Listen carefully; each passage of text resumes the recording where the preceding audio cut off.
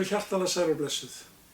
Í dag kom í viðtal til mín þau merkis hjón Sveinbjörn Dýrmundsson og María Guðbrandsdóttir sem búa í Súðavík. Þetta eru miklir fagurkerar, listamenn og kennarar og þau ætla að segja mér örlítið brot af sinni sögu og þau koma víða við. Ég vona að þið njótið þáttarins. Komið sæl og blessuð og velkomin í þáttinn. Takk fyrir, blessaður. Virkilega gaman að heimsækja ykkur á þetta fallega heimili. Takk fyrir það. Eitt af því fyrsta sem að ég spyr fólk alltaf að er hvaðan komið þið? Já, við komum nú upphaflega á Reykjavík. Við erum bæði fædd þar á upphafinn.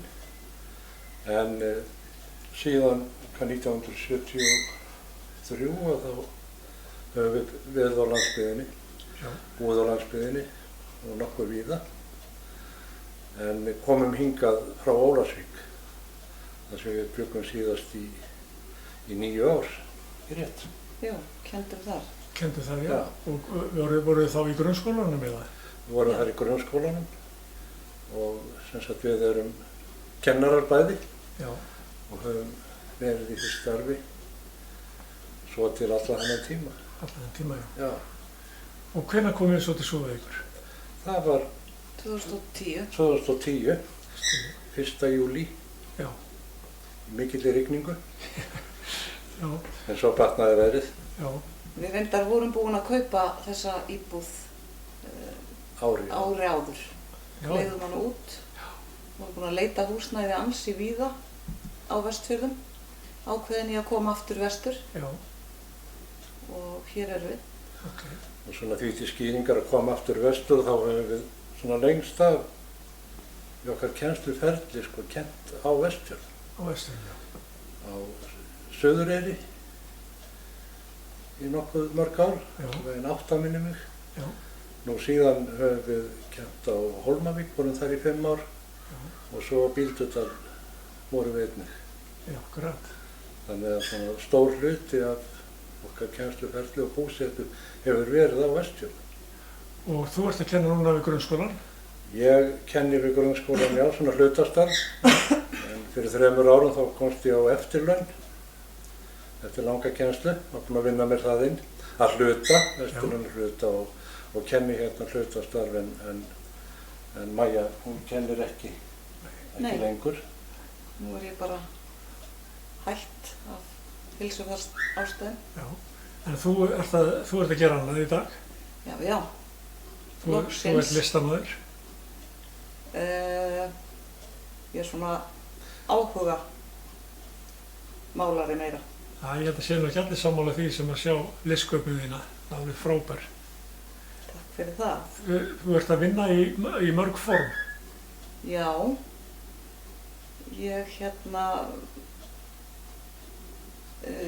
Ég vinn í nánast allan efnivið. Ég bý til skart og við úr hrauni og ég vinn mikið í endurvinni tré,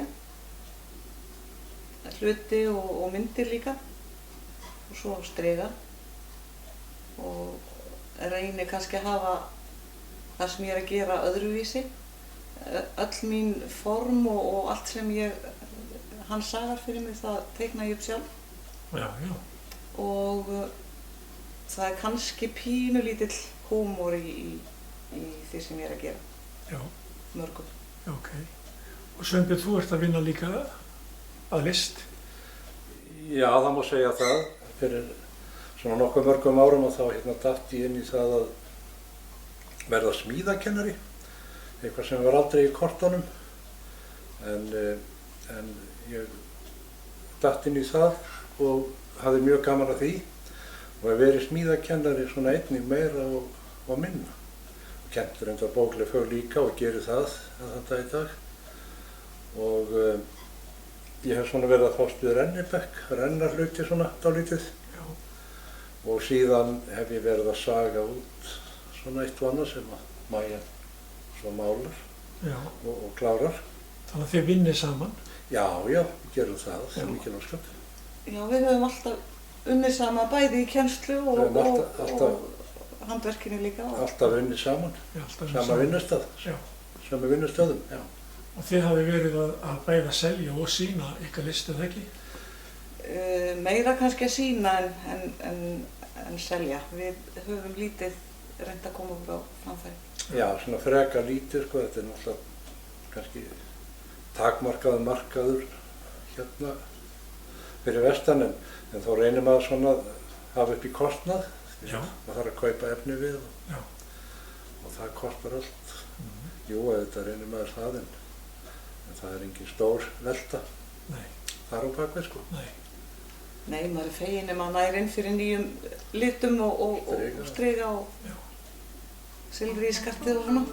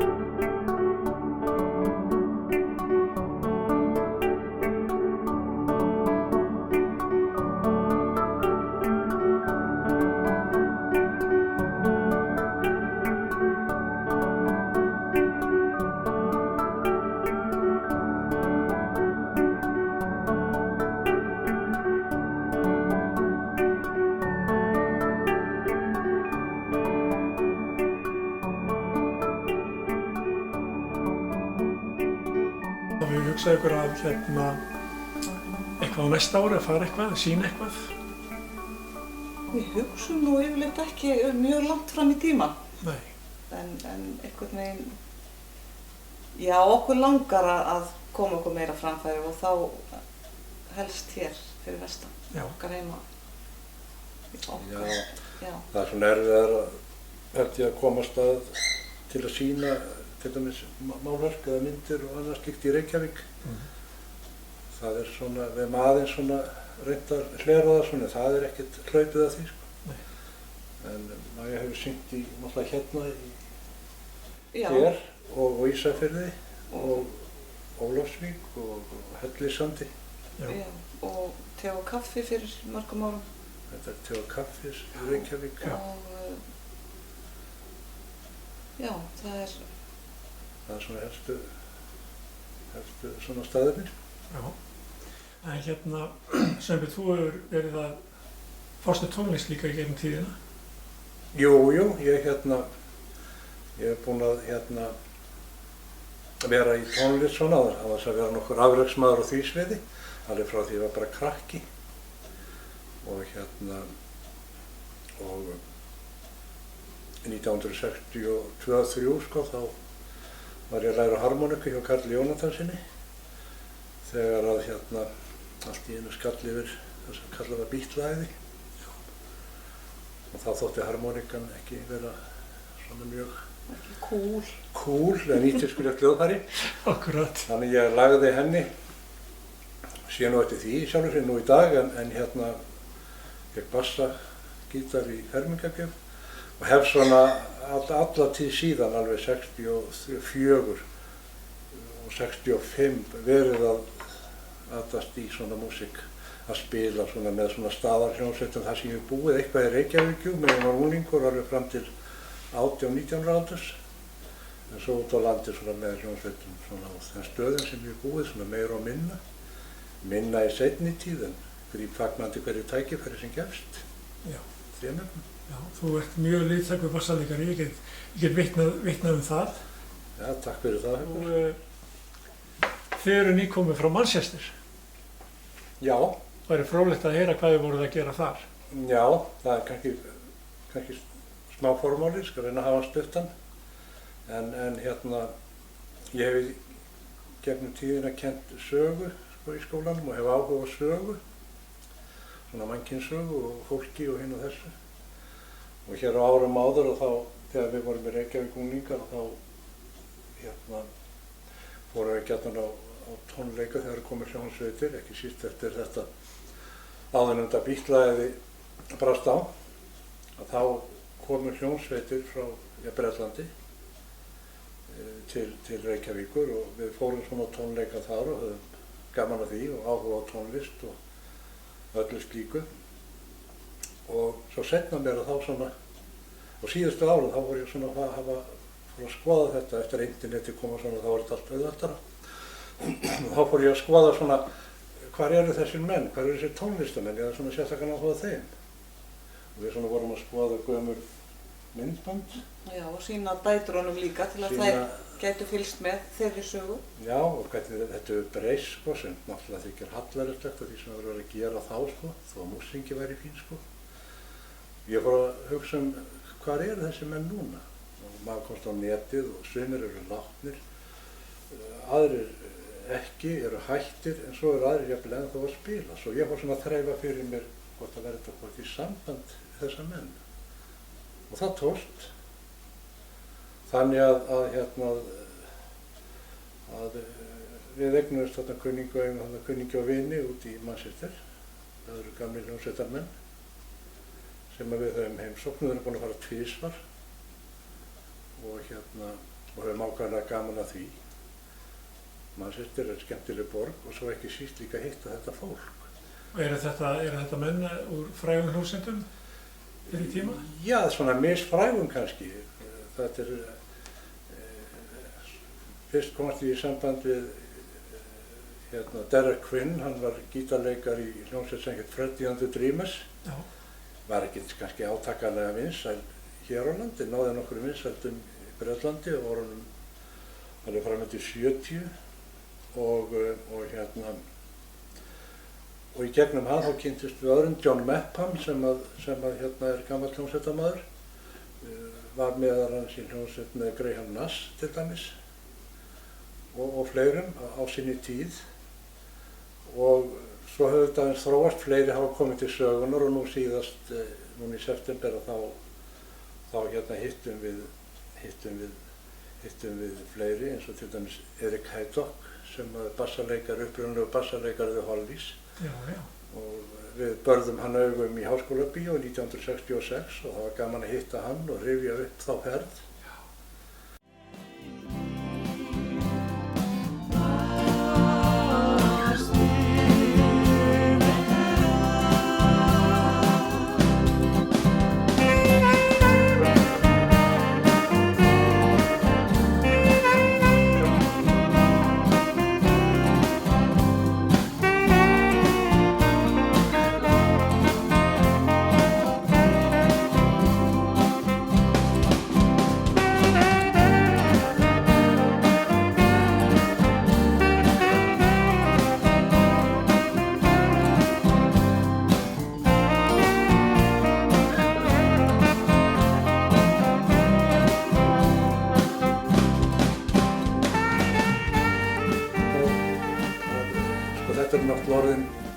Innan gæsalappa, ég segjum ekki gamal menni, þetta er fullorðið fólk. Ja. Við höfum alltaf kynst konunum þeirra líka og þetta eru menn og konur yfir 70. Þannig sko að svona, það er ekki frægðarljómi þannig sko að þetta er alveg sagan sko, að hitta þetta og heyra hvernig svona þetta var á sinni tíð sko. Það er það sem er svona mesti áhuginn liggur svona hjá okkur sko. Og svo er alltaf eignast þarna líka kunningja og vini sem við erum í stöðugu sambandi við. Og þið ætlið aftur? Já. Örugglega við ætlum aftur og við fórum þarna á 60's pub sem er í Stockport sem er rétt fyrir utan Manchester. Og þar var hljómsveit að spila og þá voru menn svona konur upp í 70, það er Peter McLean and the Clan. Maðurinn sem sagði nei við Bítlana. Maðurinn sem sagði nei við Bítlana því á sinni tíð þá hafnaði því að semja lög fyrir Bítlana þegar þeir voru að byrja. Og hann gaf okkur bók sem heitir þessu nafni, The Man Who Said No to the Beatles og skemmtileg bók og Þeir voru að spila þarna, hann og hans hljómsveit. Og síðan hefur nú sprottið upp svo hugmynd að fara hérna, það er mikið af tónlistarmönnum hérna í Súðavík og nágrenni, að fara þarna út kannski næsta haust og spila þarna bara í þessum klúbb, eða þessum klúbb sem heitir Moor Tops. Það er spennandi. Já, þetta er spennandi svona, til að gæla við það hugmynd. Já, heldur betur. Já, stefnum að því allavega. Það er nóga tónlistarmönnum hér. Já. Ég er að horfa á einn núna. Já. Já. Góðan. Góðan. Nú fer þessu viðtal að ljúka og við langar svo til að spyrja ykkur hvernig líkar ykkur að búa hér í Súðavík og á Vestfjörðum? Mjög vel. Já, okkur líkar mjög vel að búa hérna. Við svona þekkjum svæði eins og við komum inn á áðan og hérna og það er fallegt á Vestfjörðum og það er rólegt hérna svona, allavega fyrir okkar smekk svona og hérna er nærtæk ágætis þjónusta og gott mannlíf bara og gott fólk. Gott fólk. Sérstaklega gott fólk og eins og ég segi við sem að þekkjum svæði og þekkjum fólk, jafnvel utan Súðavíkur og hér í nágrenninu og víðar og þannig að við höfum ekki við neinu að kvarta og jafnvel þótt að blási stundum svona á veturna og þá finnst okkur það ekkert tiltökumál í sjálfu sér. Nei, það hefur bara hver árstíð sinn sjarma. Já, nákvæmlega. Og hvernig sjáu þið framtíðina fyrir ykkur? Vonandi bara svipað og í dag nema maður eldist náttúrulega. Já, þannig að sé það er ekkert annað í þanganum svo sem það er að halda áfram að búa hérna og hérna síðan verðum við að sjá til hvað framtíðin ber í skauti sér. Já. Það er nú það. Það eru góð orð. Þakka kærlega fyrir að koma í viðtal. Takk fyrir. Takk fyrir okkur kærlega.